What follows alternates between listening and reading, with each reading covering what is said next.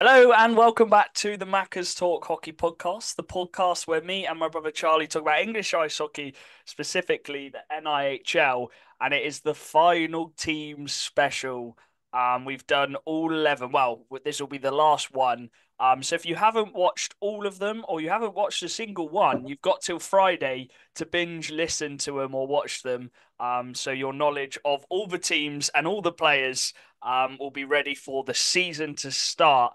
Dan, you joined me with an interview with John Strange, and it wasn't too much of an interview. It was more just like a chat about Solway, a few of the players last season, and a bit about this season. It was just a casual chat, wasn't it? We know John quite well. Yeah, it was quite nice just sort of seeing an insight to Subway and just sort of, yeah, it was all right. Yeah. So we'll I did a cut better to job that. than Charlie anyway. Yeah, Charlie wasn't there actually, just Yeah, mug. one of them. Sorry about that, viewers. I can't have the podcast on my shoulders all the time. So if you don't know how the team specials work, basically we look back at last season, how the team did. We talk about a few of the players and the points last season.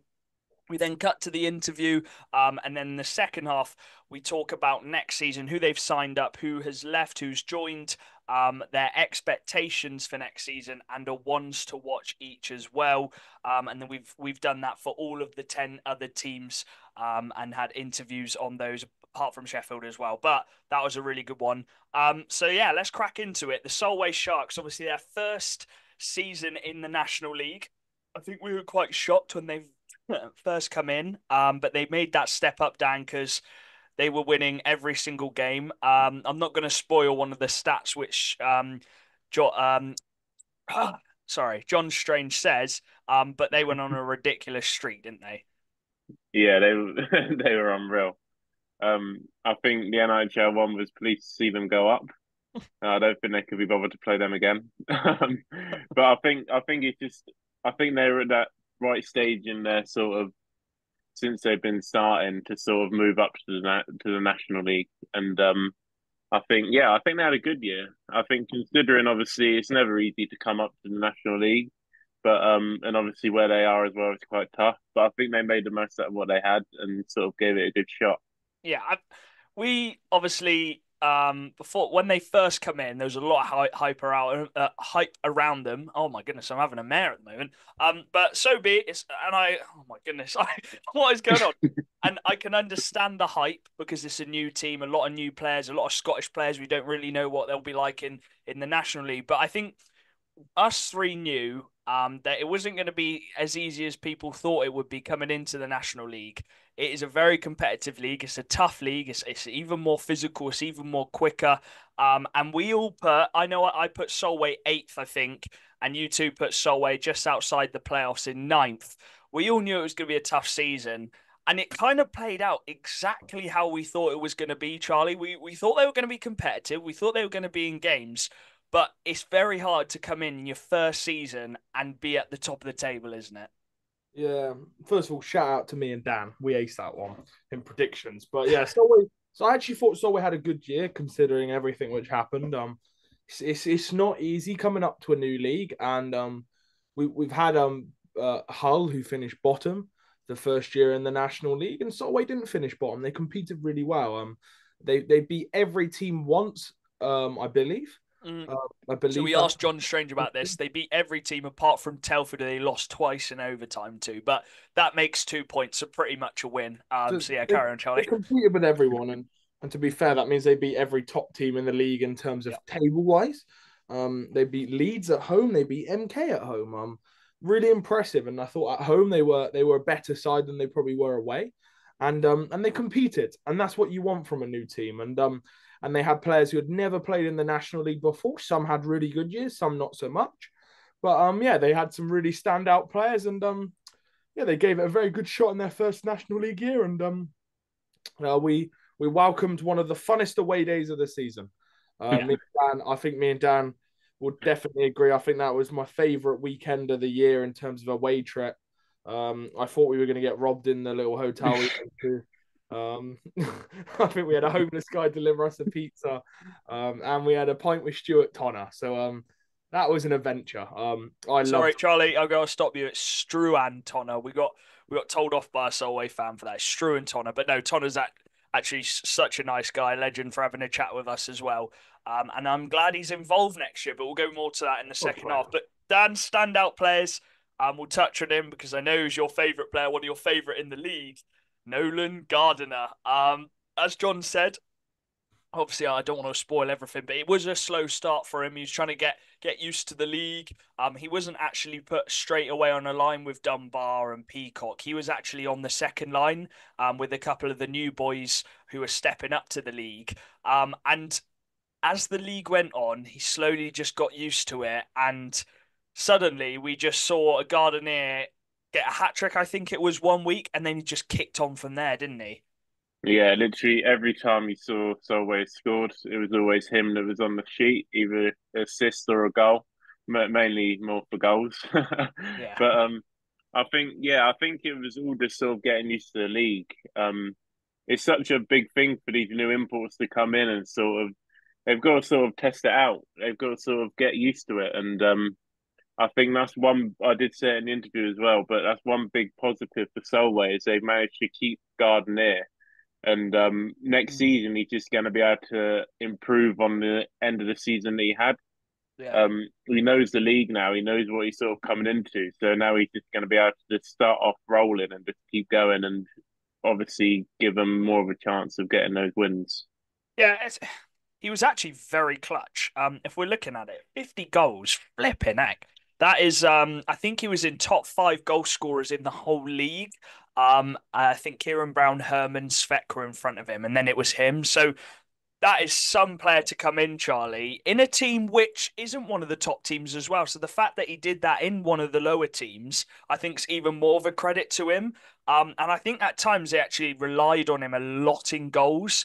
Obviously Dunbar had 71 assists, so we know who was feeding him the puck. And Peacock got 54 assists, but it was very top line heavy for them. And I think the bottom guys were just trying to find their foot in the league, try and suss out the National League, get used to some of the players. I'm sure they've been used to playing in the Scottish leagues and the Scottish systems, but the English systems are a bit different, just naturally. Yeah, they had some players which didn't work out in Barry McKenzie, who they would have hoped for more from. A guy dropping down from the Elite League. I think he played 6 games, got 0 points, and obviously left. Then halfway through the year, they got Callie Robertson in, who played a big part. But also they had Mason Alderson, who was in and out the lineup kind of the whole season. So I think it was difficult for anything but their top line to settle. Yeah. Because a lot of their top boys kind of went in and out the lineup and then back in the lineup. So yeah, I think they had a couple injuries, and when you are a team at the lower end of the table, injuries mean a lot more as well. Because you get a top guy injured, you don't have a third line of top point scorers to come in and replace him. But yeah, their top line was really good. Dunbar did what was expected from him. Peacock did what was expected from him, and Gardner really came out the blue. And I think Callie Robertson's stats speak for themselves as well. Yeah, they had some very good point scorers. The goalkeeping, obviously, they had Warburton and Hepburn, and I think coming into a new league as well with not many keepers, Dan. Obviously, Warburton's played at this level. He's not really been too much of a starter in some of the teams. It was Hepburn who actually played most of the games, and I think he actually did quite a decent little job considering he comes straight into a new league, which is double the level, if not triple, of the league he just played in. And I think he is more of a 1A, 1B rather than a starter in this league. But I thought he actually did very well because they were still in with a chance of getting playoffs come the end of the season. I think he was quite a big part of that. Yeah, I think big credit to him. I think it was such a tough job for him to come up from the National One League and sort of be expected to, in the end, be the starter for this team.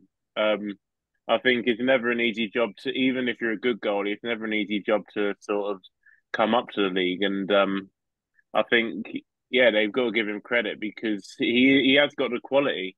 And I think keeping hold of him was definitely a good sign. And I think, yeah, like you say, he suits that role a bit better of having that bit of support with him.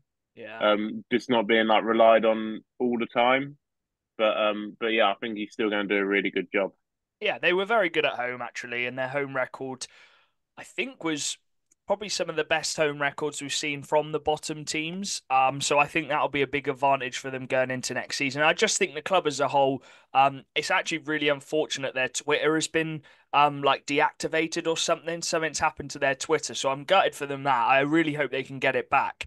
But the social media side of it, I thought they did really well. All the players are up for interviews after the game, so you could get analysis, which not all the clubs do in this league. So they really kind of made it a club which interacts with their fans, and I absolutely love that because you don't want your team to be hiding away from the fans and separate, because I think that's what makes ice hockey so good, is that you feel part of the team. And I think they did that so well. So I'm looking forward to going back up to Solway for the doubleheader next season. But we'll cut to John. He talks just like we have been really about last season, some of the players, some of the more stories behind it as well. So we'll cut to the interview now. Hello and welcome back. We've got our final guest of our specials, and we've got Mr. John Strange back again. Thanks for joining us again, John. That's quite all right. Clearly saving the best till last, is it? Yeah, well, there's not been too much changes in the roster, but I'm sure there's still going to be a lot for us to talk about going into next season. We've also got Dan as well. Charlie is, yeah, he's not on it again, Dan. He's letting us down again. Well, I know I've told about getting him off the podcast, but no one seems to be listening to me. Yeah, but we'll have a good conversation. How's the off season been so far, John? Has it been busy? It's been mental. I mean, obviously everyone knows there was initially 3 owners at the Sharks, and then tail end of last season, I sort of took full control. So it's been busy, like very, very, very busy. I remember a year ago talking to well, your gaffer Aaron Nell, and he was saying he's like that. He said the off seasons just get busier and busier and busier, and he was right. They do. Just that no one, I think, unless you're in this position, nobody understands just how many things need to be put in place to get a team together. You know, it's crazy. It's brilliant, but it's crazy. It's so many behind the scenes stuff within a club which fans don't even notice. All they do is turn up, watch the games, get entertained, and then they go back home. But there's so much which goes into a match night, isn't there?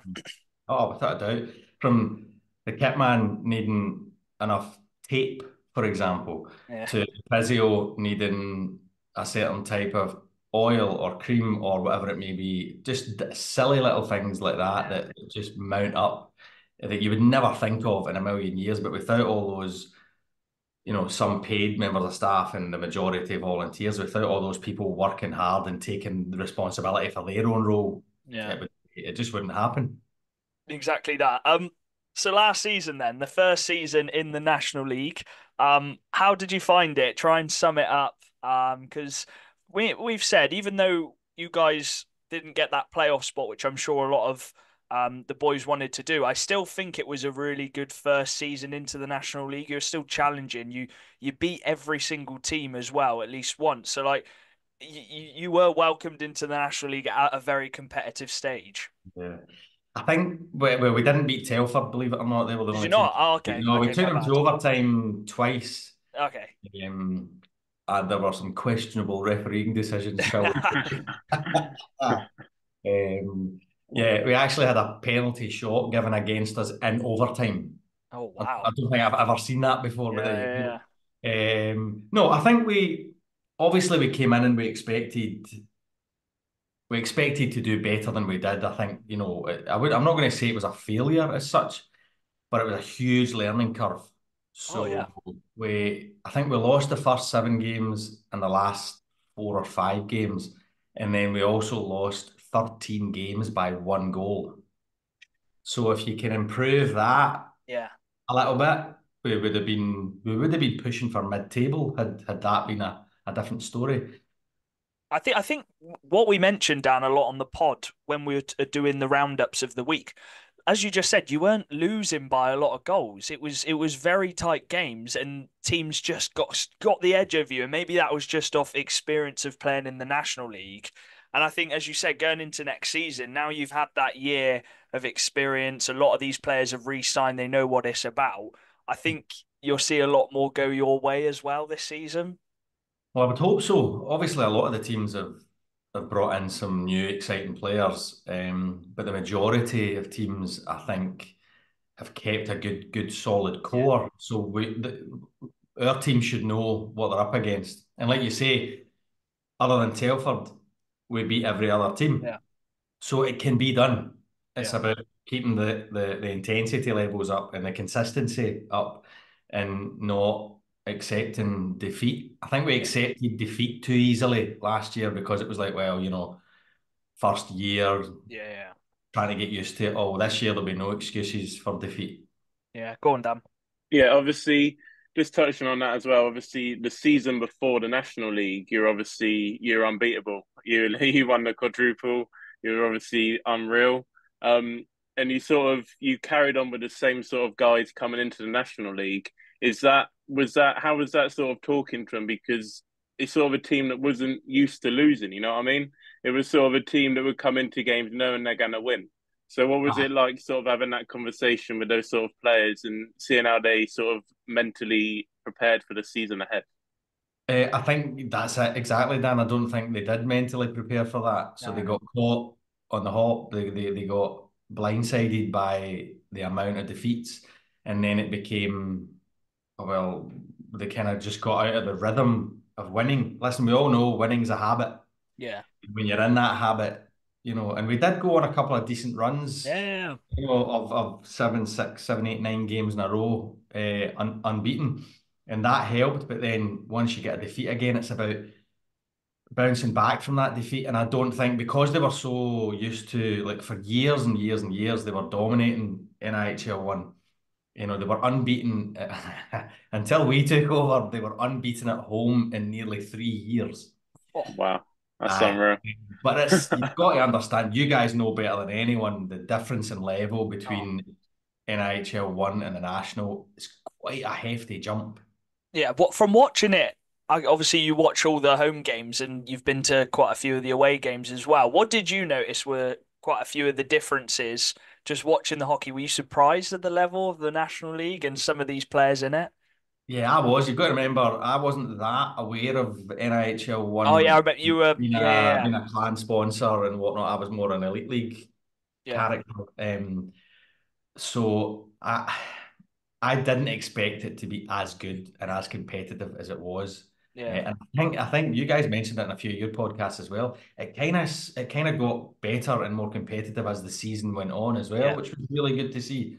There was the odd hammering every now and again of the odd club. I think you guys, Swindon, you turned us over, I think 8-2. So yeah, But other than we that, were actually all right against you lot. To be for some of the teams struggled, but for some reason Swindon were one of the teams which kind of knew how to get the job done against you guys. With the double header that you guys came up for, that was a cracking weekend. Yeah, That it was was really good. Loads of Yeah, it goals. was a lot of fun. a gazillion goals over the weekend between us all. Go on, Dan. Yeah, obviously, because I know Solway is a really big sort of dressing room sort of team. They love having that sort of solid core. And I think obviously you need that because you are the only Scottish team, and obviously you're going to be travelling a lot together. Sort of the guys are going to be together nearly most of their weekends. They're probably away from their families. So yeah, I suppose it's just sort of a really important thing to get those guys that are going to be sort of in it all the way. They're not just going to be like half in, half out. They're going to be fully in it for the Solway Sharks. And I can see you've sort of carried over a few of those players to next season as well. So it's sort of, I can see where you're sort of keeping that core group and just sort of building from that. Yeah, I think it's a tough one because obviously we missed the playoffs last year, so a lot of the fans were expecting widespread changes in the roster, but the sort of 3 or 4 changes that we've made, I think, add a lot of strength to the squad. Bringing Joey Coulter up from the player coach role at Widnes Wild.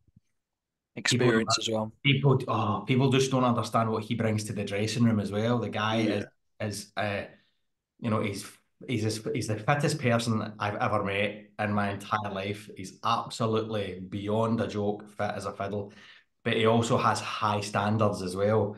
Yeah. That was one of the things that we needed extra. And then I think Jordan Marr in the nets for us is Huge. That's a big pickup. yeah, 13 games by 1 goal last season. I think someone like Jordan in there could have flipped that the other way for us, you know. But Martin Grubber, our head coach, one of his main philosophies is person first. Yeah. So if you're not the right fit as a person, like you said, Dan, we spend a lot of time, the guys spend a hell of a lot of time together.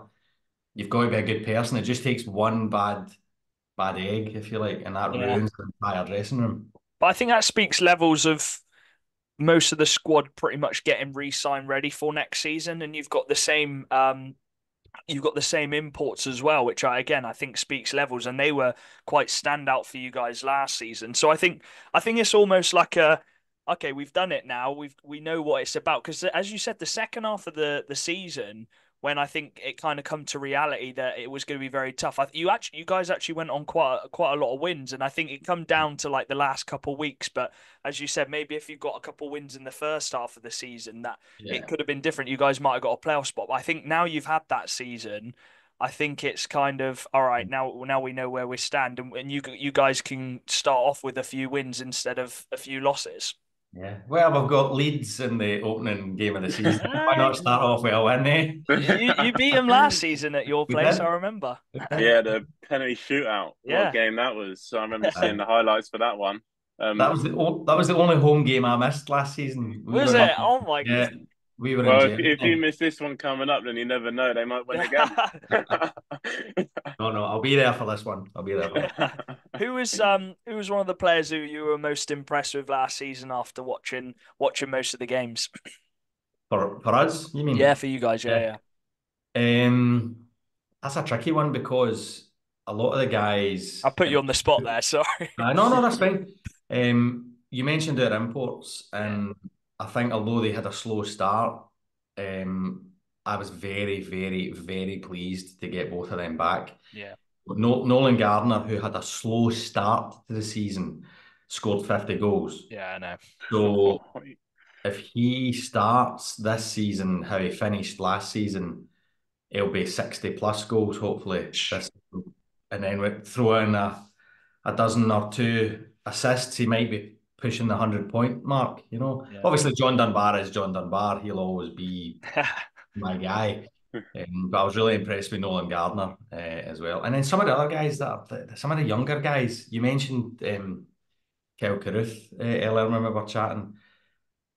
This is a chance for people like him who have been, I mean, the 17, 18, 19-year-olds that we've got are pretty good. So if they start the season well and get ice time, you might be quite surprised by some of them. And you've got quite a few lads who have had those couple years now. You've obviously got Kel Beattie, you've got Stenton, you've got Lewis Young. They're all fairly young going into the part of their careers where this is the chance now to really solidify themselves as National League players. Yeah, well, they're in their early 20s. Kel's exactly. 21, Liam's 22, I think. Yeah. So we made Liam Stenton captain this year. Yeah. He is by far and away one of the biggest leaders that we've got. Oh, he's so talented as well. On the squad, and he works. He's a workhorse. He's another powerhouse, personal trainer in his other job, shall we say. So he's a fit, healthy, dominant type of guy. So him, Kel Beattie, Lewis Young, as you said. I love you, Lewis Young. I remember speaking to him after the first game of the season, and he got man of the match, and he came off, and he was bright red and absolutely soaking with sweat. And I was like, "How did you find that?" And he was like, oh, "That was absolutely. I mean, we got beat, but he was like, that was absolutely amazing." So, guys like that, young guys that are just desperate to play, desperate to get on the ice, and desperate this year to prove a point. Yeah. How easy was it to get those guys back? The imports, specifically, how easy was it to try and get those guys back? Because I know we spoke to Nolan actually. He come on the podcast and he said how much he not only loves playing for Solway, but it's also the teammates as well, and Solway as a place, being able to play golf as well with some of the lads, that kind of stuff. Yeah, well, as we record this, I think Mason and Kel Beattie and God knows how many other people are in St Andrews playing golf today. I suppose it's still fitness to an extent. They're walking. Yeah. To be honest with you, on the player awards night last year, I mean, Nolan and Olivier kind of cleaned up on that night, and I said goodbye to them. And I did honestly, genuinely think that was it. Really? You know, you can never can tell, you know, because we'd been working on them towards the end of the season. But the usual way players, you know, they take their time. Yeah. And then they both decided independently that they always wanted to come back. They were just wanting to see how far they could push it. There's obviously, like, I'm a big fan of Gardner. Obviously, there's the amount of times I spoke about him on the podcast, the amount of times I've spoken to him, to Charlie and Jack. And when I saw he was obviously a while, like, he hadn't been even like signed or rumored to go anywhere, and I was like, yeah, this is going to be a huge pickup if anyone gets him. And I was like, is he going to go up to the Elite League, maybe go to like Glasgow or something like that? And I was just thinking, I was like, if Solway can get him back, like, that's going to be so big for them. And obviously, again, like you said, getting those imports back that have played last year is going to be so big because they know the league now and they're just going to improve. Like, they're just going to keep growing their game. They're not going to come into this league and they're not going to be like, oh, I don't know what's going to happen. I don't know how it works. It's going to be like second nature to them now. So, like you said with Gardner, you're going to see an upper level of Gardner now, an upper level of Arsenal. And it's like, that's just so big for the club and having those imports that you know are going to produce. Yeah. I mean, they both actually re-signed the same week, but we just kept the Nolan announcement for season 4 or 5 weeks, just to wind the fans up, really, more than anything. Obviously, they've had a few pre-season games, and by the sounds of it, it sounds like it's been a really fun pre-season for you guys. I love that you've been kind of cross-platforming it against the under-21s and how talented they are, and then also a bit of experience in Glasgow and a real big challenge. How have you found the pre-season games? Let's start with the Glasgow ones, because I know you guys actually hung in and managed to give them a really good battle, actually. I think it was an ideal start to the pre-season because the intensity level and the sheer skill that Glasgow team have got and the speed that they've got, and they're all huge. I mean, they're massive. So it was an ideal way to brush the cobwebs off of the off season because, as you know, I was up in the stands with Gareth Chalmers, the GM at Glasgow, and Jerry McLaughlin, the commercial director. And as soon as the puck dropped within the first like 30 seconds, I turned to the two of them and I said, I thought this was an exhibition match. Literally, it was just full on what a workout it was, and it was an ideal way for us to get our fitness levels up and get the intensity levels up. And we did hang in there. But ultimately, the 15, 16 imports versus 3 imports was always going to end one way, but we didn't.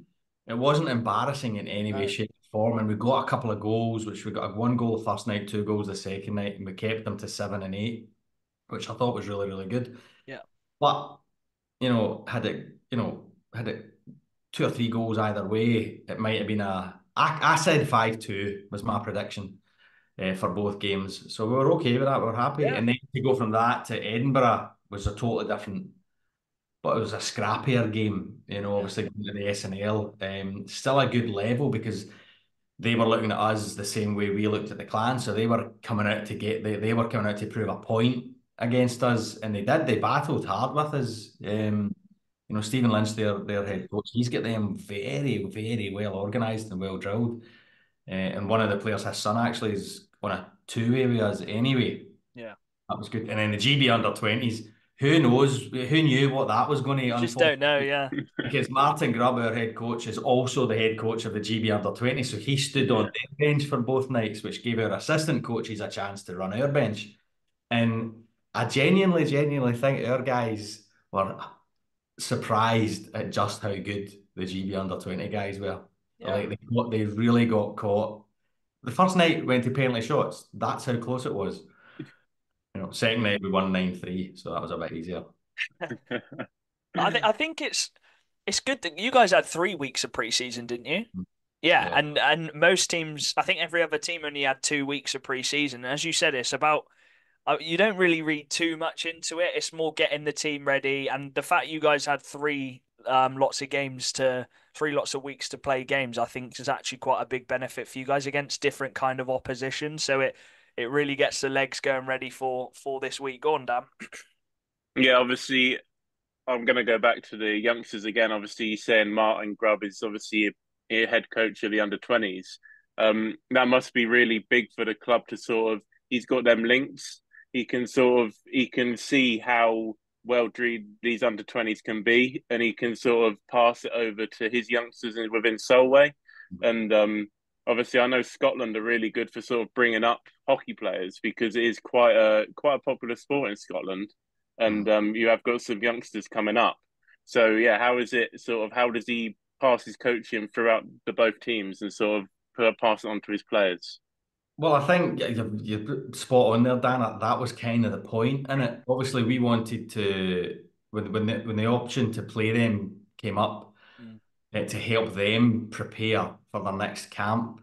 We grabbed it with both hands because there's a connection with Martin.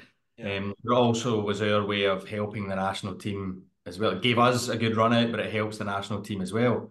It was an unusual weekend because four or five of our youngsters were in the GB squad. Yeah, I saw that. And I suppose if you take Saturday night, the second game as an example, it was 9-3 to us, but the 3 goal scorers for GB were all Sharks players. That's so good. So basically every goal was scored by a Sharks player. So I was quite happy with that. I also think every GB penalty was taken by a Sharks player as well. That's never a bad thing though, getting in the physicality side of it. How impressed have you been, obviously, as a Scotsman yourself, with the rise of Scottish ice hockey, as Dan mentioned?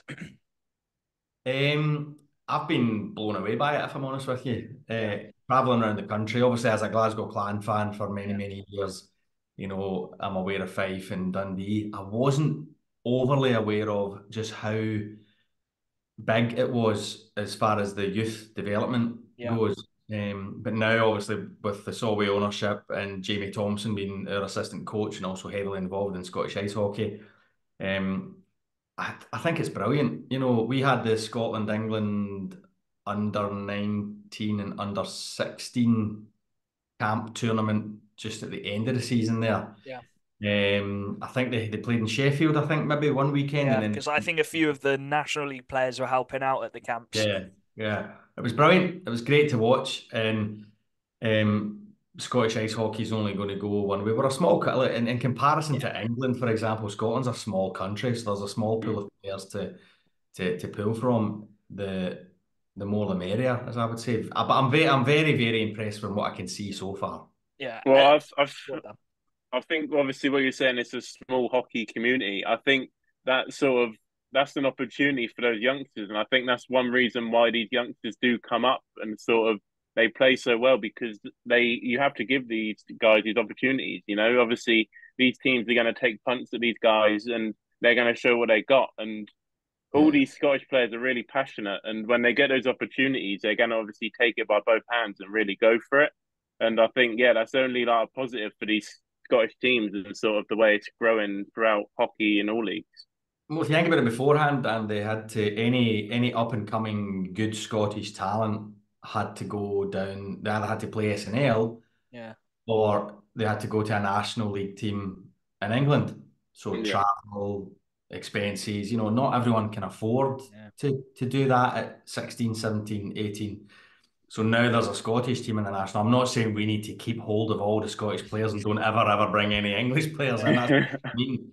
But at least now there's a closer outlet for Scottish players to realise that there's a pathway from junior level straight through to national level and beyond within Scotland, if you are Scottish, that is. Yeah, me and Jack were literally saying that Yeah. on Saturday. We were literally talking the exact same thing, having that pathway because there was never sort of a clear pathway from the SNL. It was always SNL to Elite League, To Elite League, and that's yeah. sort of a really big jump because obviously the level is really different. So now having that pathway to the National League now, and then further on to the Elite League, I think that's a much better and obviously a more attractive pathway for these young players to sort of push their game, and it gets them in sort of gives them a bit more experience before they go up to the top level. You know what I mean? Yeah. Yep. It's like a midpoint for them to go to.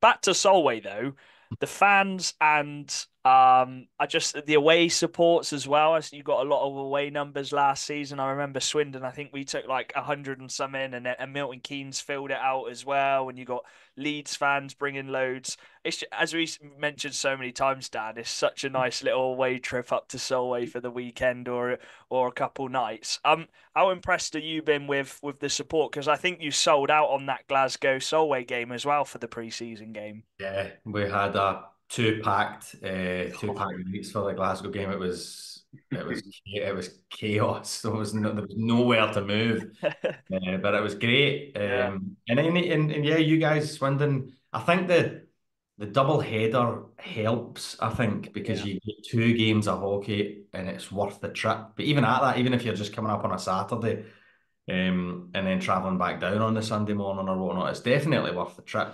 As you, Normally, if a team goes up to Solway from the south, they'll play another team away on the Sunday, which is like a Hull or a Leeds. So you're still getting that northern kind of double header. yeah, yeah. But I I, was impressed with all of it. You guys were great, but the MK fans, my goodness, they travel in numbers. I think there was about 250 yeah. of them came, which was mind blowing. As much as people give them stick, they are the biggest fan base Yeah. in the league. uh, You can't knock them for yeah. it. I thought they were brilliant. I think you may have Yeah, mentioned it as well. The playoff finals weekend in Coventry. I thought they were brilliant. They yeah. they Playing they the played the villains. pantomime villain Yeah. you know. There's that, there's, you've got to have a team in the league which is like that, and it's Yeah. okay.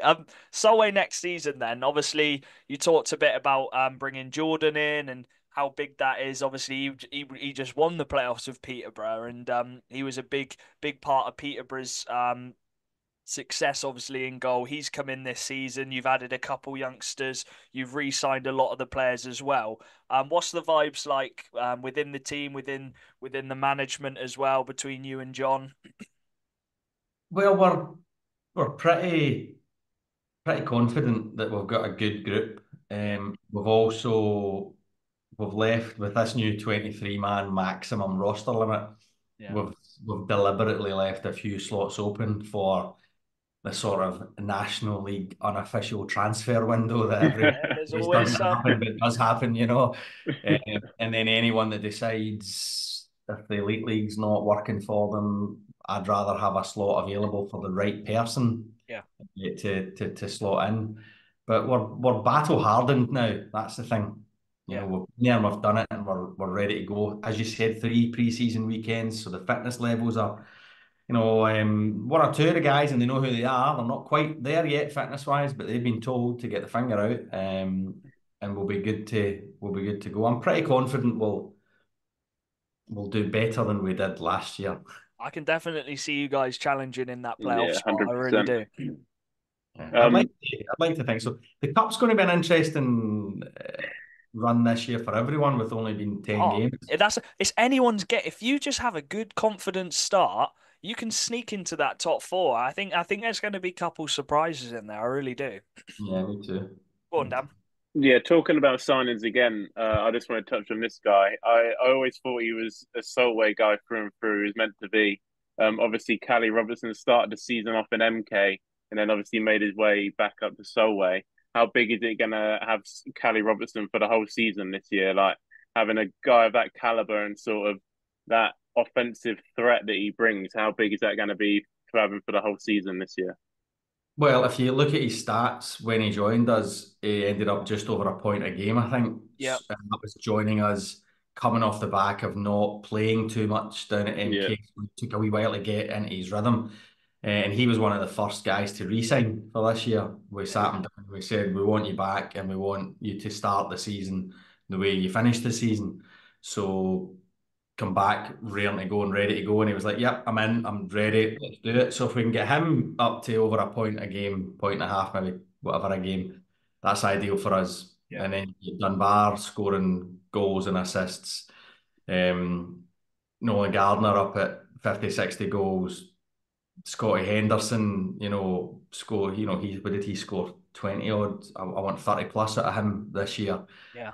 And big Mason Alderson, who is looking trimmer and fitter and injury free at the moment. That's good. He's been training with Belfast. Him and Keller on 2 ways with Belfast. So he's, although people think, oh, it's Big Mason, he's there to board people and get involved in fights and whatnot. Mason's main game is skill. He's a skillful. Yeah, he's really skillful. He's got really good hands and really good skating. Look at that penalty shot winner against Leeds. Yeah. What you missed.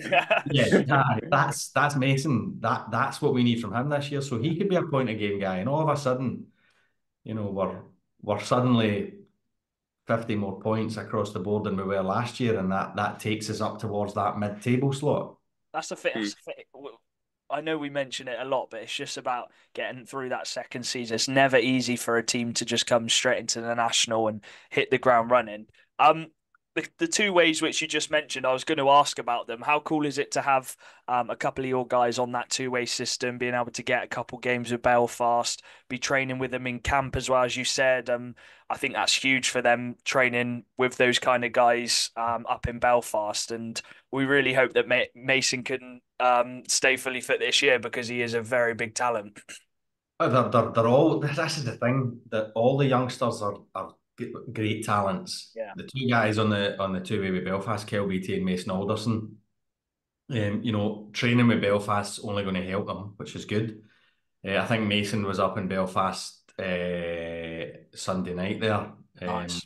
Not in Belfast, sorry. He was up in Fife when they were playing Belfast. Yeah. And Kel Carruth and Keane Shevlin that are on the 2 ways with Glasgow. Yeah. Chevy works, he's an apprentice, so he's unable to train too much, but Kyle's full-time hockey, so he's been training every day with the clan for the last 2 weeks. And then coming down, I mean, talk about stamina. So he's in Glasgow training Monday to Friday, and then in Solway training Tuesday, Thursday, Friday, and then playing at the weekend. So his fitness levels are really starting to take a right good up. And then Corey Nielsen, what better coach to learn from as an 18-year-old? There isn't one. Yeah, He's massive. Yeah. Go on, Dan. Have you got any more questions? Yeah. So obviously, we've spoken about the offense and stuff like that. Obviously, we got to look at the defense as well. Obviously, Arsenal, who had a great year last year, I think he got 2nd top point scoring D-man or 3rd top point scoring D-man. Obviously, that's huge from him. We always noticed his offensive threat as well from D. He can sort of carry the puck up really well, and you could see as the year went on, he got more comfortable in the league. He sort of took them chances of taking the puck up. He was sort of played his own game. You know what I mean? But how big is it having like an import D-man to sort of look upon those youngsters and sort of bring them up into the sort of being a solid decor?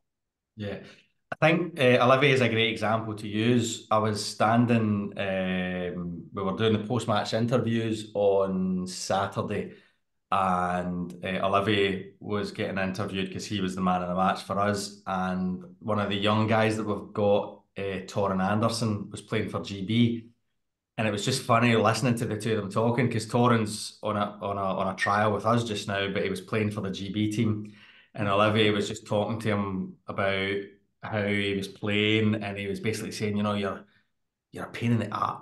I nearly swore there. You're a pain in That's all right. to play against, and Torren was saying to Olivier, he's like, the only way to get past you is to shoot the puck straight at you, that sort of thing. But Olivier, he's such a cool, laid back character, but he is happy to help develop the youngsters as well. He's still relatively young himself, he's only Yeah. mid late He's 20s. in like his prime kind of age of a career, I'd say. Yeah, but he's a solid D man as well. And he's the kind of guy, I mean, he played the latter half of last season with a pretty bad injury, but we needed him. And he was like, yeah, of course. He's one of those guys that's like, yeah, okay, well, tough play. He doesn't suddenly tweak something and then, I need to be out for 2 weeks. I've got, an ingrown hair. With hockey, you have to play through some knocks and injuries. Yeah. That's part of the contract. You've got a lot of players, obviously a lot of re-signings. I'm going to put you on the spot again. If you had to pick one player, who you would say is a ones to watch player for next season, I'm sure there's loads of ones to watch players, but one to watch which the fans should look out for, which one would it be? Oh, right. Is it just one? Can I only pick one? You can have a couple if there's a couple names. Right. I'm going to go Nolan Gardner because I have to, Yeah. because I love him. But I'm going to pick, if we take him on, I'm going to look out for the name Torren Anderson. Yeah. How's he looking? What kind of stuff is he going to bring if he can come in? He is tall, skillful, and he knows his way to goal. He scored against us for GB. He scored for us against Edinburgh, and he stood tall against Glasgow Clan, and he's only 17, I think. Wow. 18. So if we take him on and he comes to play with us, better get that tied up before this goes out, I suppose. I would say watch out for him. In fact, watch out for all of our youngsters this year. Watch it. There's my one to watch is our entire youth guys, all of our young guys. Yeah, that's a good one. Dan, go on. Do you want to do what Charlie normally asks? Yeah, I'll see if I can do it better than him. So John Strange, obviously, it's been a really good interview. What is your message to the Solway Sharks fan? My message to the Solway Sharks fans is always thank you for your support, but it's about time we pack that place out every single weekend. So start grabbing your neighbour, your best friend, the guy that lives around the corner. Just bring as many people as you can to the games. The more the merrier. That's the thing. Once you bring one person, they'll then get into it because hockey's just it's such an addictive it's addictive. sport. Once you watch one, you have to come to the next one, and that's what I think it is. You just bring a few mates, and then they'll come back again. They'll come back again. So look at me. I went to watch I watched a game in Madison Square Gardens a long time ago. But I went to my first ice hockey game in 2019. Glasgow Clan versus Five Flyers. They got beat 5-2, and now I own a hockey team. Yeah, that's it. So that's pack out that Solway Sharks arena. Away fans as well, if you're watching. Yes. Please do come and travel because it is such a cool experience. Not only the ice hockey, just Solway in general. Yeah, it's such a cool away trip. Obviously, we've done a few away trips, but yeah, Solway weekend last season was definitely up there with one of my favourites. You need to come back, boys. We've done quite a number of improvements around the rink as well. We've got the big screen in place now, live replays on the big screen, and then we've got a big bunch of tellies up in the cafe bar that show the game as live as well. So if you're up at the toilet or you're up getting a beer or a soft drink or whatnot, and you hear the cheer because a goal's gone in, you can turn around and watch the replay on the tellies when you're in the cafe. So that's good. That's nice to see you've got improvements as well because there's always room for improvements. And I appreciate you hopping on, John. And I'm not sure when we've got that double header. I know we have one pinned in, but I'm not sure when it is exactly. But when we do, we'll come and say hello. We'll be looking forward to it. Excellent. Anytime, boys. Thanks, mate. Cheers. Hello and welcome back. John, thanks for hopping on again. Second time on. I'm sure we'll see him on another few times. He is still the main owner of Solway, and I think he will for many years to come. But let's get into the roster they've signed up ready for next season. And as we mentioned a lot, talking with John, it's quite a similar roster with a few little changes, which is what you need. You can't just keep the same team going into next season. And the main change they've made, Charlie, is in the goalkeeping department. Now, Warburton's obviously gone back to Sheffield, but Hepburn kind of established himself as the starter and the most reliable one. But he's going to get a bit of help this year from Jordan Marr. That is not a bad starter to come in there after just coming off the back of arguably carrying Peterborough last season in the playoffs. I think obviously that was probably one of the elements they probably analysed. And Warburton obviously gone to the Sheffield system, opens up a spot, and Jordan Marr is a phenomenal goalie at this level. He's a born winner when it comes to trophies. Everywhere he seems to go, he seems to win. He's 33, so he's getting into that ender stage of his career potentially. And I think this is a really good opportunity for him to, at Peterborough, play pretty much every game. But I think he can play 2/3 of the game probably, and Hepburn takes a third. And I think they'll have a really good goalie tandem this year. I think it's really exciting, and I think in them playoff battling games, I think they've got a guy who can really dig deep in them games and get them results. And as we saw, I think Slava said in the interview we had with him. If you haven't seen that one, check it out because he speaks about Jordan Marr Solway fans. I think Slava talked about how he had a 95 save percentage in the 6th playoff game. Like when this guy's on it, he's lights out, man. And he's one of them goaltenders who he doesn't actually look. When you watch Gospel, you see him like jump around everywhere. Whereas Jordan Marr's quite a stable goaltender, but he just, when he's on it, it's just very tough to find the gaps in him. He's just very solid. And if the defense in front of him protects him, they've got a very good goaltender. I think this is what the point I was trying to make in the first part of the episode, Dan, without trying to give away that Jordan Marr, because we do that in the second part. But with Hepburn, I actually think he is still going to get quite a lot of games this season, but this is kind of the comfort he needs. Jordan Marr, as Charlie said, is probably coming at the end of his career. He's obviously moved back home. He's got a family and stuff, and he's not going to be able to play 54 games this season, I don't think. He might do, and if he does, fair play. But I think this is suddenly their goalie tandem goes from being all right at this league to very top level of a 1-2, don't they? Yeah, 100%. I think, like we said, both goalies are going to benefit from having that sort of, you don't have to rely on either of them. You can just sort of it's a bit like Hull, really. You can just sort of play the goalie that's like hot at the time or however they want to do it. But yeah, I think it's both different scenarios for different goalies because one's sort of, like we said, coming to the end of his career and one's just sort of just going through his career.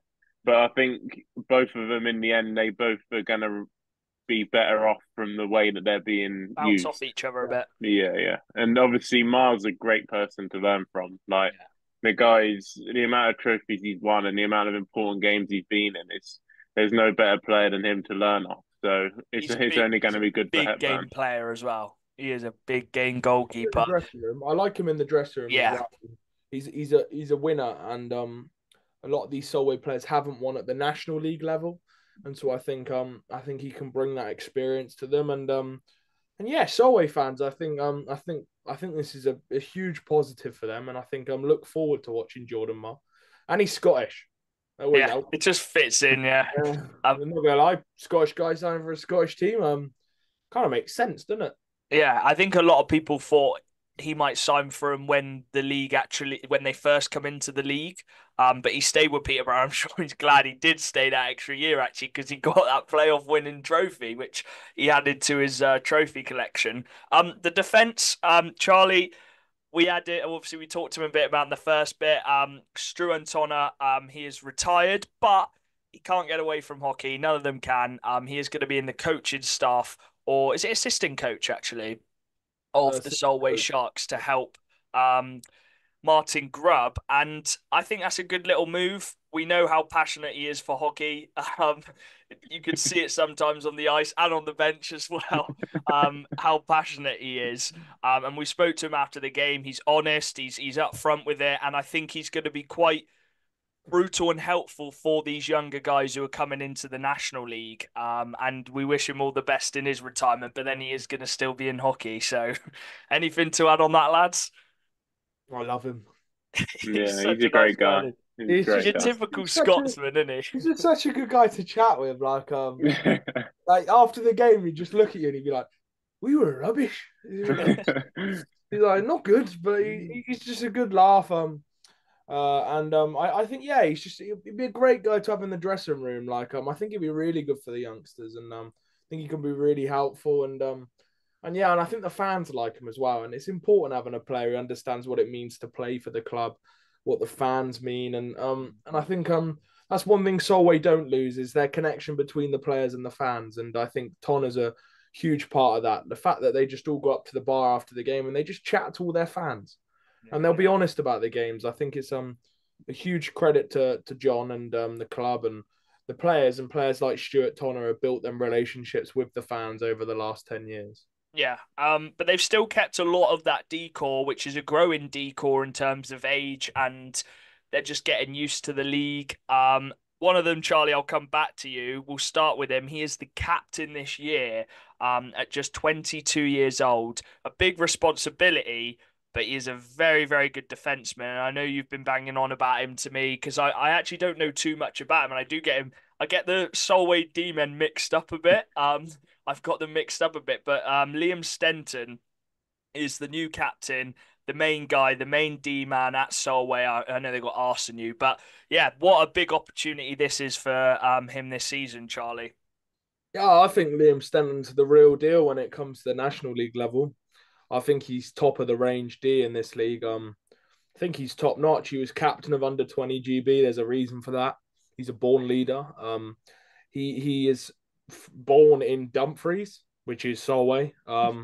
So he's through and through. He's played in the Elite League. He did a full year in Glasgow, did half a year Glasgow, played in the Elite Series when he was like 20 years old.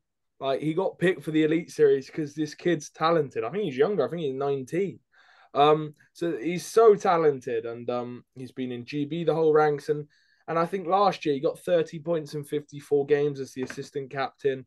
He really took on a lot of big minutes for that team. He made big plays, and he's just a very good National League D man. He get in every team in the league, and yeah, so we're lucky to have a guy like him. And like I said again, he's another player who just knows what it means to play for Solway. Like I remember hearing in an interview when he signed last year, he was like, as soon as I heard Solway in the National League, there was no other place I was going to. It was Solway Sharks. And they're the players you want in your team. I know at Swindon we got Tyler Plews, who is now through and through Swindon, and he'll do anything for the club, and he loves the club and he loves the community, and that is exactly what Liam Stenton is to Solway, a player who loves the club, loves the community, and I don't know whether he will or not, but he strikes me as the type of player who will be at Solway for a long time. Or if he goes, he'll come straight back to Solway for the end of his career or whatever. He's the perfect player Solway need to have, really. Yeah, I'm interested to see what it'll be like for him as being the captain, taking on that captaincy role, because there's a lot that goes into being the captain. You do have to take responsibility a lot. You have to lead on the ice. But after speaking to John earlier, he had so much positive words to say about him, his leadership, how he's the hardest working player. So yeah, it's a big season for him. But he's got a nice little decor with him. Kale Beattie's another young one, another young lad, Dan, 20 years old. He's actually on a two-way, which I think is very good for him because, as John mentioned, he's been training with Belfast. And that kind of he's gonna have a solid he's gonna have a really good start to the season. Yeah, because obviously, I think he said he was playing against Fife the Yeah, other day. yeah, In that Belfast game as well. I think Alderson was there too. yeah. I think if I'm right. But yeah, this is another guy. He's a bit like Stenton. He's still young and he's still a really really solid D man. The way he plays is he's like a typical D man. He likes to play the body, really good skater, carries the puck really well, really good shot. But yeah, this is another guy that now he's got that two way. He's really got to show what he can do, and Solway is a perfect team for him to be showing that off because he is that main guy there, and they're obviously going to be using him quite a lot. And there's no better place to show what you can do is in that team. And I'm sure Belfast are going to be looking at him closely because it's they wouldn't have taken a two way if they didn't think that he was going to be worth it in the future. So it's definitely going to be one to look out for. He's got a point to prove now. He's had a couple years.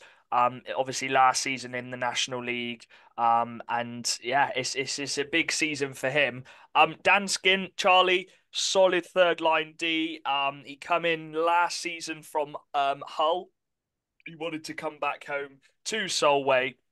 Obviously played with him in the NHL one. And he's come back in 6'1", 24 years old. I think he's just going to be a solid third line defenseman, and that's a really good player to have in your third line D. Yeah, he does his job. He's nothing fancy, but he does his job, and he's Scottish.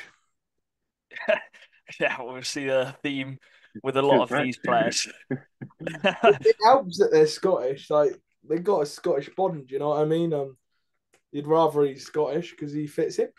Yeah. Someone else who fits in. Another Scotsman, believe it or not, Stuart Kerr. Again, 26 years old, 5'11". He's played with Solway his whole career pretty much.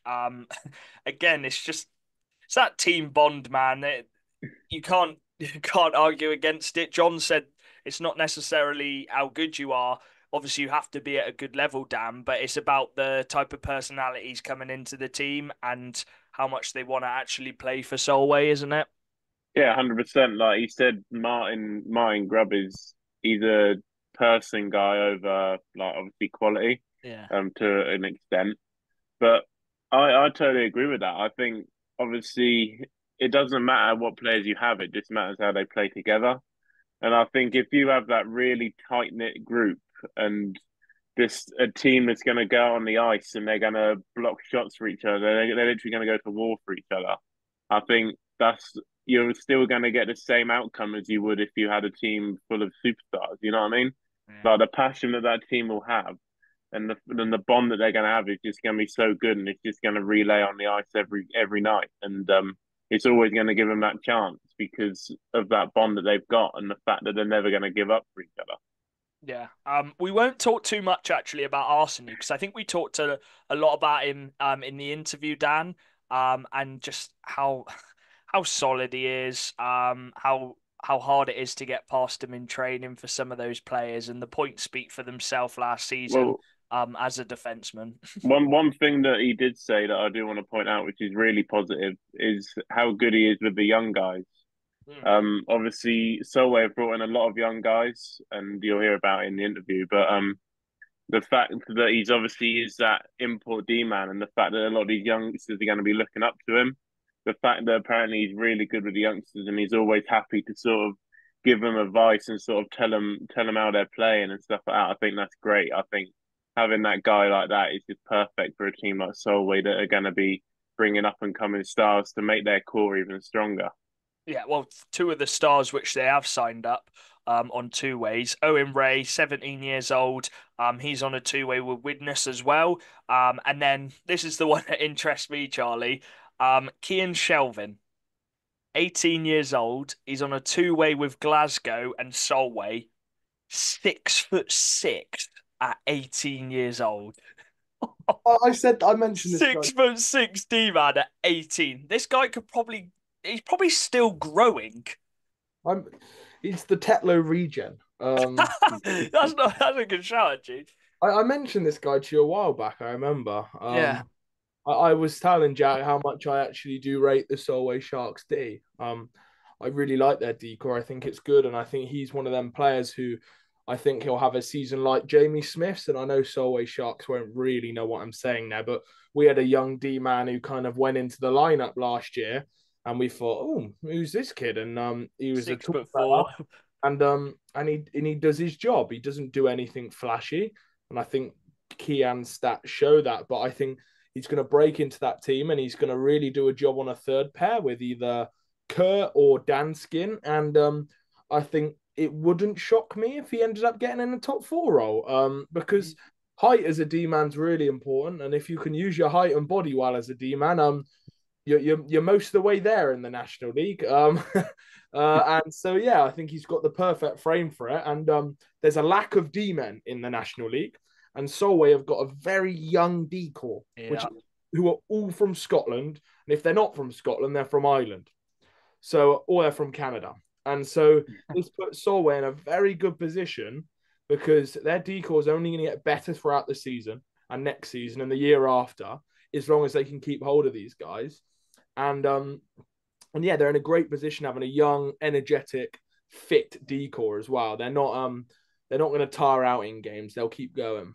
Yeah, I will just correct you because I don't know if he'll like this. It's Northern Ireland. I don't know if Kel would. I don't know if he'd be listening. That's true, actually, yeah.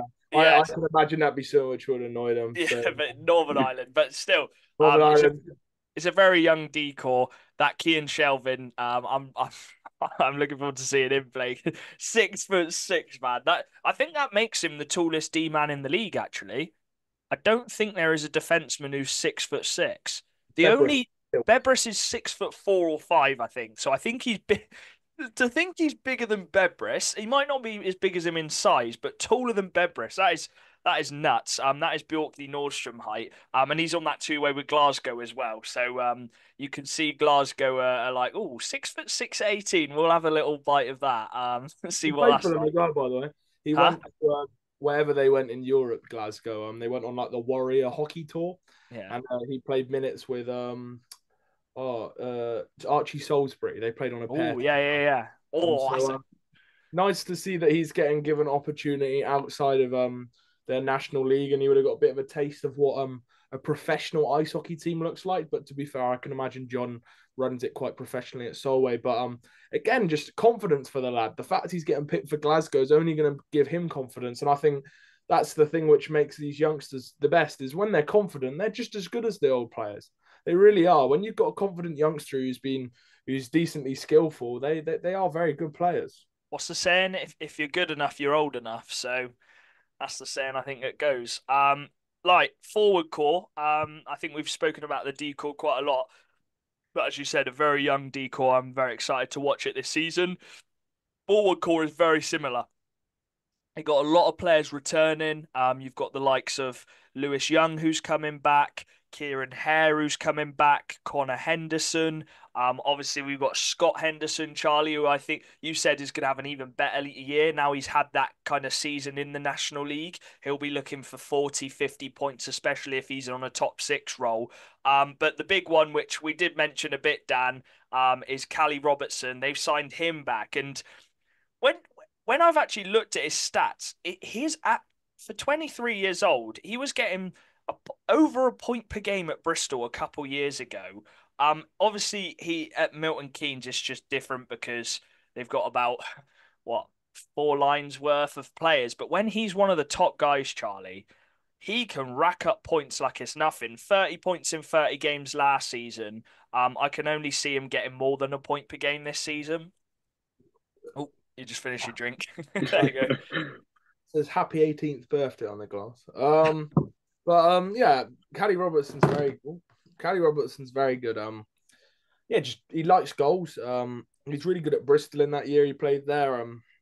Obviously he didn't really have a spot at MK. He's not a third liner. He's a top 6 guy who scores points, and he's going to get that role at Solway. And I think just be interesting to see who they play him with. Really, Callie's someone who always thrives off playing with players who are good. I know it sounds silly, but he's one of them guys, when you shove him with a winger, he knows how to pass the puck. He puts it in the back of the net. And I think he just complements big players. Again, he's someone who's willing to drop the gloves, willing to play kind of all ends of the game. He doesn't just score points. He fights and he scraps out in the corner. And so, again, I think he was a huge asset for Solway halfway through the year. And I'm interested to see how he does for a full season. I think his goal will be 60 points, which is what he got at Bristol. So, over a point a game, maybe just over a point a game or around a point a game. it's a big asset for any team. And I think for Solway, I think this year it is important for to score goals. I think they got good defense, good goalie, and a player like Robertson's going to be looked at in quite an important manner. Yeah, we'll talk about their top six once we've gone through the rest of the forwards, but someone who I think is going to be really good for them, Dan, maybe not going to be this point per game goal scorer or point scorer, but he is Joe Coulter, and obviously he's come back to Solway. He's 29 years old. He adds a bit of experience to that team. He adds leadership to that team. He's come in and been given the assistant straight away. And he got a point per game with Widnes last season. Obviously, I think he was the player coach, I believe. Yeah. So it's just tons of experience and dressing room experience, which is going to just do wonders for this team. And I think if they do get playoffs, I think he is just his presence in that dressing room is going to be a massive reason why. Yeah, 100%. And obviously, John said that he's the fittest guy that he's ever met. Yeah. So that's going to be even better because he is going to be a guy that's just going to be. He's like a grinder, but he's just going to not stop, and he's going to be so good. Putting him on a line with sort of a younger guy, maybe he can just sort of bounce off him, and yeah, the amount of experience he's going to have, and sort of being able to pass over his advice is going to be perfect. But again, for these younger players, and yeah, I think it just echoes what Solway are really trying to do this year and what they've been trying to do since joining the National League. And it just really shows that they're really trying to build that dressing room and really build that core from the bottom up. I think that's something they might have missed a tiny bit last season, is just a guy who's in his late 20s, like Joe, 20, 28, 29 years old. He's not going to be the most flashy guys, but someone who just, if you've had a couple losses after they've been so used to winning so many games, who can just stand up and go, right, this is tough. Like, we've got to play in this league and we're going to lose some games, but like, let's not get down here. So I think he's going to be huge for mentality next season. But on the flip side of that, you've also got another few young guys. The main one, Charlie, is Carl Carruth, and he is exciting. 18 years old. He's on that two-way with Glasgow. I believe he's been in the camps with Glasgow as well, which is huge for him. And yeah, last season he didn't actually get a point for Solway. But I think this season is going to be his breakout, isn't it? Yeah, he's going to get a lot of opportunity this year. And just yeah, he's got a role here. I think this Solway team as needing players to up their game and break out. And really, really, someone's got to take the opportunity by the neck. And I'm really interested to see how Carl Carruth does because he's got so much talent. I think he scored over a point a game in the league below. Yeah, he did. And he's young. He scored the Michigan in the league below. He scored the Michigan in under 18 GB. Yeah. The kid's got skill and he's got talent, and all it takes is him finding the right line, and he'll get cooking. Yeah, we've seen it like you said in I think the Raiders one with TJ. All it takes is just an opportunity, and if you grab that opportunity in the first couple games, then you could be off and away and getting those points. So he's an exciting one to look out for this season. I assume he'll play probably most of the season with Solway, and he might get that opportunity. And shout out to him as well. He's born on the same day as me, the 24th of July. So yeah, only just turned 18 as well. So he's got a big future ahead of him.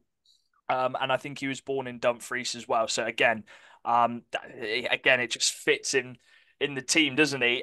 Let's get on to the imports then. And oh, sorry, one more before we get into them, and is Mason Alderson. I actually think this is quite a big one for them.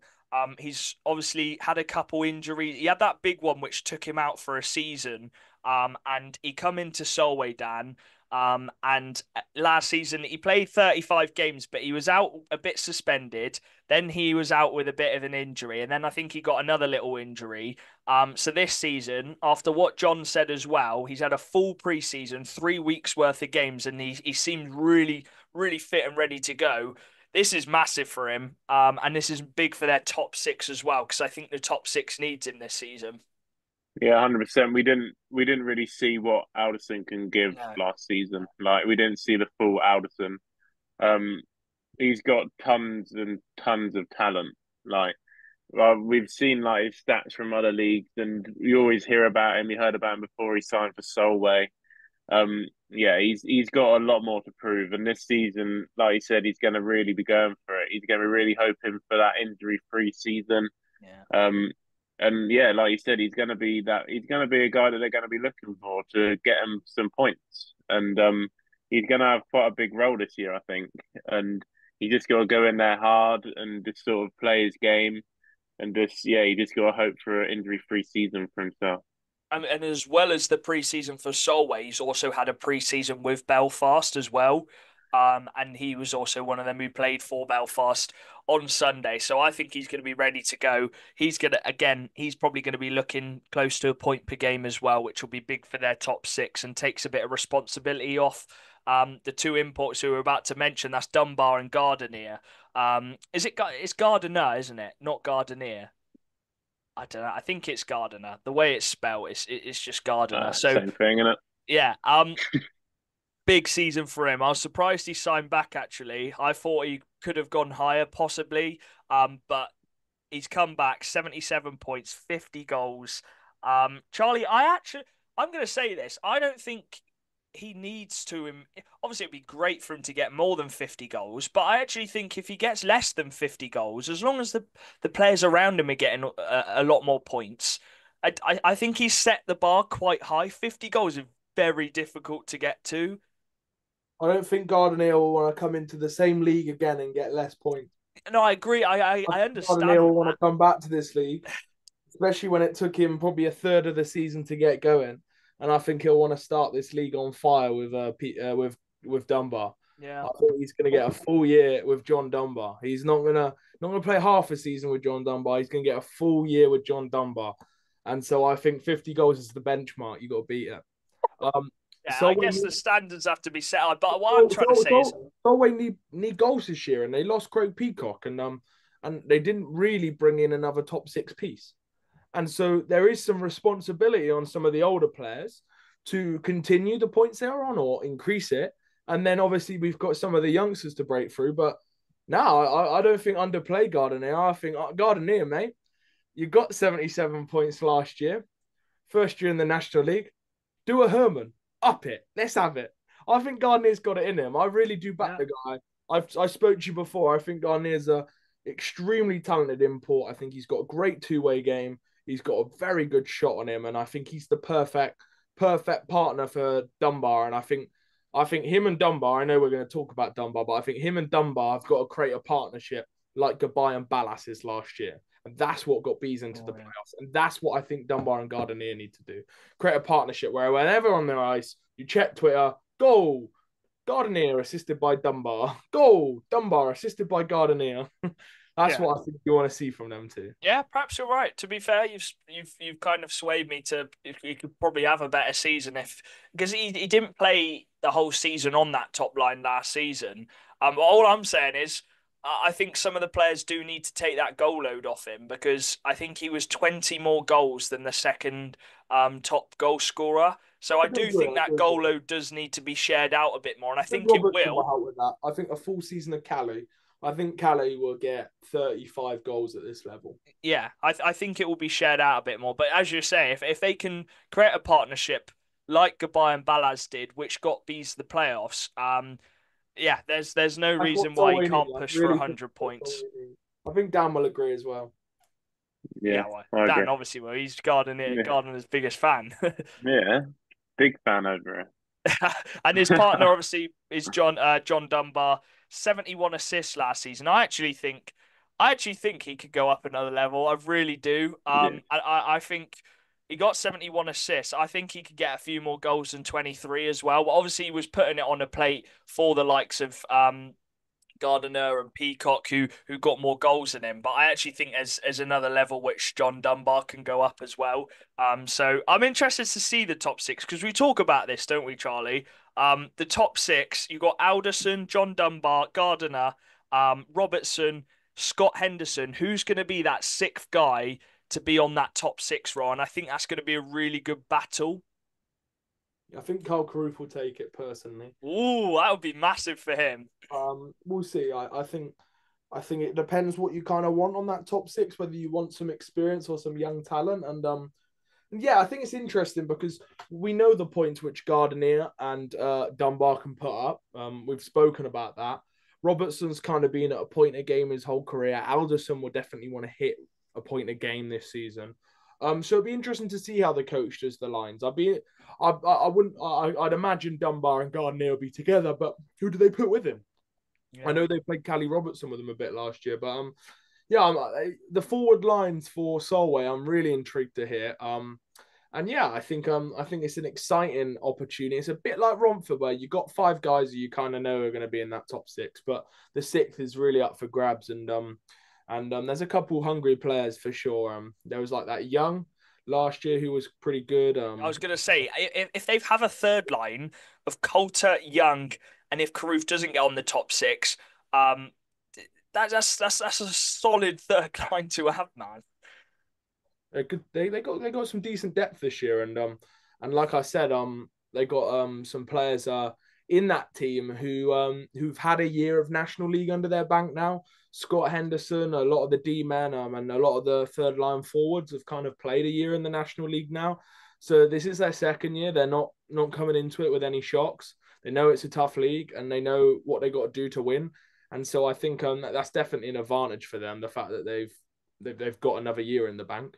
Yeah, and then Torren Anderson as well, Dan, who obviously John mentioned at the end of the interview, and he's probably going to get his shot with Solway. Not 100% confirmed, but he probably will be because he's impressed a lot in pre-season. And again, 6'4" at 18 years old or 17 years old, like it is ridiculous, and they're going to be hard to play against. I think they've got a really well. We'll get onto it now. Expectations for next season. Obviously they were really, really good at home. And I think they got a lot of points against teams on their own rink. But I think it's those away games. Obviously, we know they do some long, long trips, 6-7 hours down to Swindon, to Romford, to Slough. And they got to try and pick up a bit more points in those games. Charlie, expectations next season for Solway. They've had a season now. Make playoffs. Is that just your expectation? They got to make playoffs? Yeah. Yep, that's fair enough. Dan, anything to add on that? Yeah, make playoffs. I think they're going to make playoffs. I'm pretty confident with that.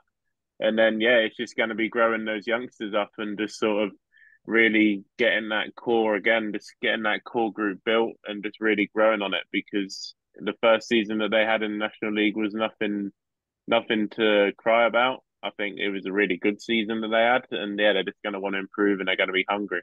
I think the decor is quite big for them this year because we know that they can get points, as we just mentioned, with Gardner and Dunbar, Alderson. But if the decor can shut it down, if Jordan Mark can keep a few of those goals out which went in last season, they're winning an extra 4-5 games, which gets them a playoff spot. So I really do think they got a good chance. Again, it's going to be a battle this season for that final playoff spot, that 7th, 8th spot. So I think they're going to be in and about it. And I would not be surprised if come the end of season, and the cup as well. John talked about it. They're going to be going for it in those first 10 games. It's anyone's game in those. That like, if you can win your home games, you've got a really good chance of making that top 4. So yeah, we could even see him battling it out for that top 4 spot for the cup. I want to watch each then, and I'm sure Charlie's going to come back to me, so I'm actually going to leave him for last. Dan, who's your ones to watch? You got the pick of the bunch. Well, I'm going to go with Liam Stenton, I think. Oh, big season. I think, yeah, big season for him. Obviously got a captaincy, got a lot to prove, got a big role now. And I think he's proved why he's worth being the captain. And yeah, I think you just got to build in it. And like every other player in that team, they're all going to be hungry and they're all going to want to win. So yeah, that's a good one. I'm also going to go with a defenseman. After Charlie spoke about him a bit, and I just can't get over the 6'6". I'm going to have to go with Cian Shelvin. Getting that full-time opportunity. Oh, sorry, it's Shevlin, not Shelvin. My bad. Cian Shevlin. I just can't get over that 6'6", and he's full-time Solway with that two-way with Glasgow as well. So we're going to be seeing him week in, week out. Yeah, I'm interested to see what he's like. So Cian Shevlin is mine. Charlie, did I pinch yours? Maybe, but I'm gonna go with Carl Carruth. Nice, yeah. Like I said, I think if he's going to get a top 6 role, I think the points will come with that. Yeah, I think he's probably the most talented young forward on that roster. Only 18 years old, Yeah. starting to develop into that man's body. He's got no cage on no more. I'm guessing he's got a visor. I think it's a huge year for him. He got 4 points at under 18 GB level. He'll now want to get in that under 20 GB squad. And yeah, I just think he's a very talented forward who given the opportunity, I think he'll thrive. And I think people will go, oh, I'd like Carl Carruth. And so I think he's gonna have just that burst. I think it's just gonna one of the weeks he's just gonna go like get 2 or 3 points in one game. Once he gets his first goal, I think you'll start to see him slowly pick it up as the year goes on. I think it's just about really putting your feet through the door in the National League. He could be really quick breakout. It could take him till halfway through the year, but I think he will break out. Yeah. Well, that's the Solway special. Not too many changes in the roster, but I don't think they needed to make too many. And the ones they have made, I think they're good changes to help in for the next couple seasons. Solway fans, be interested to see what you think going into next season. Now you've watched a full season in the National League, what are your thoughts on it? Sorry, it's the Pepsi Max, man. It makes me gulp. But yeah, we hope you've enjoyed this episode. That is the team specials done.